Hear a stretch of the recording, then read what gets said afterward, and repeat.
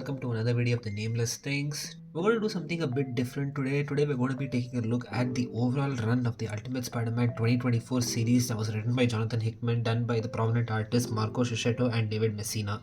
Now guys, when this series was announced, there was a lot of excitement, and when the first issue came out in 2024, it had a very strong start. So guys, when issue 1 first came out, we saw this new world, a new iteration of Peter Parker, where he is a middle-aged man, a father of two, happily married with Mary Jane, which is one of the strong points of this whole series, being that he has a very healthy relationship with his family. Uncle Ben is still alive and working with him in the Daily Bugle with J. Jonah Jameson, and both of them have a very good co-worker and friend dynamic with each other. Peter is just a normal human being who does not have any superpowers, but it feels that something is lacking or incomplete in his life, which Mary Jane also senses and tells him to go and get it done. He gets a vial of the spider that was supposed to give him his powers, and he chooses to let it bite him and get his powers. Along with it, he also gets a Pico suit that is extremely advanced and which we later find out to be the Venom symbiote.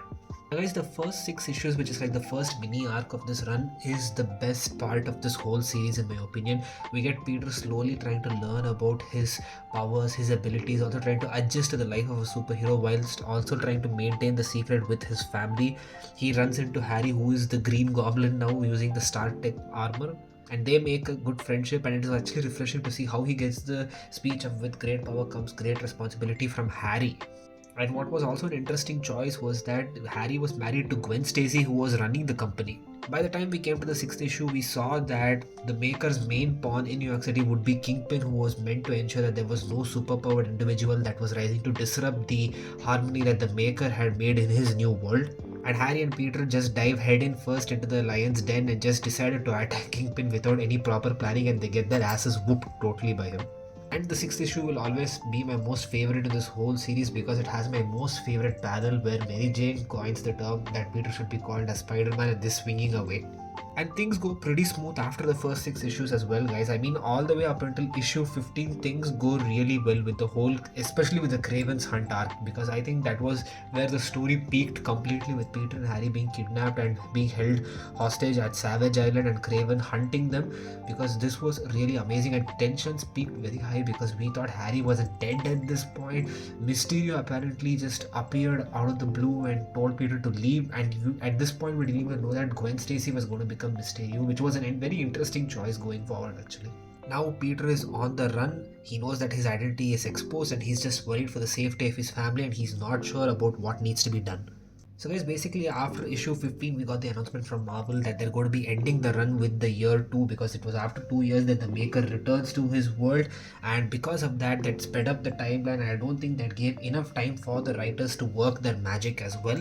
Because after this you just see with issue 16 till 24, it's just that each issue is about just 1 month and not talking about continuous incidents that happen. So there is a lot of gap between what happened in the previous issue and what happened in the character's understanding. I mean, in one moment you see that Harry is suddenly back, and in another moment you see that Otto is now the new superior Spider-Man who's swinging around in the city. And the series does manage to salvage itself in the last 2 issues as Spider-Man confronts Kingpin head on, and the last 2 issues were very engaging because you had a lot of action-packed sequences, and the last issue was amazing as well, and it just showed the dynamic between Peter and MJ. But that was the problem. The problem with this whole series is you have sparks of potential greatness in this whole series that was never fully explored. I mean, you got a lot more time understanding the relationship between Harry and Gwen and who they were and what their roles are in the story, but we don't get much screen time with Peter and MJ and how their relationship blossomed or what makes their marriage such a solid foundation.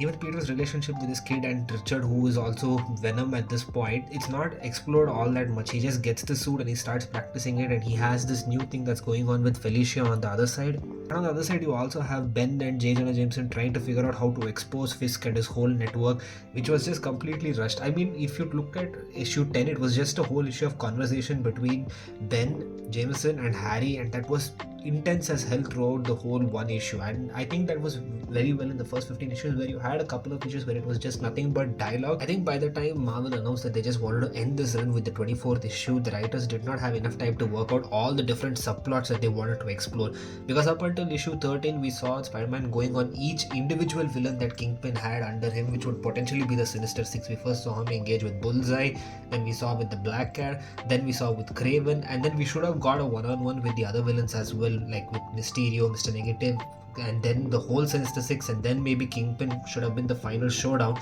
But it just felt so rushed towards there, and even the ending with how Mr. Negative just tries to force his influence on Kingpin to jump off the roof, and then Kingpin drags Mr. Negative with him, that just felt like too convenient an ending. With Kingpin being the crime lord of New York City and just effectively managing the organized crime all throughout the city, this whole storyline should have gone on for about 50 plus issues before they reach that final conclusion of Spider-Man taking down Kingpin. One of the things that you would have noticed with the last two issues that the art style changes because there is two artists that is working on this, and this has to do with their multiple delays as well because they are having a hard time meeting the deadline. So you see there's a lot of difference in the art style. It works at times and it doesn't work at times.